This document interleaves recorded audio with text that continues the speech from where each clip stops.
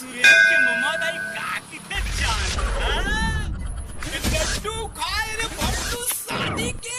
माहौल है तो बर्बादी के लड्डू खाए रे भट्टू शादी के माहौल है तो बर्बादी के खाले पीले मजा वाले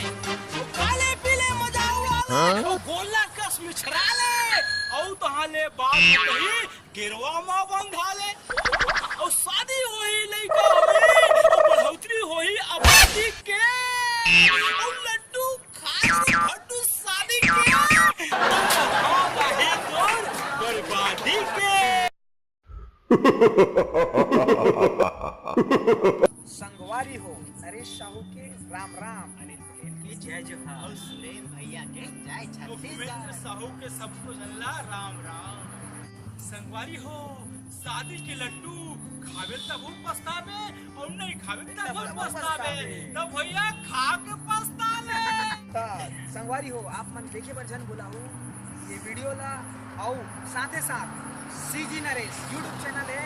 सीजी नरेश इला आप मन सब्सक्राइब करो लाइक करो घंटी के बटन ला जरूर दबाओ। जय श्री राम।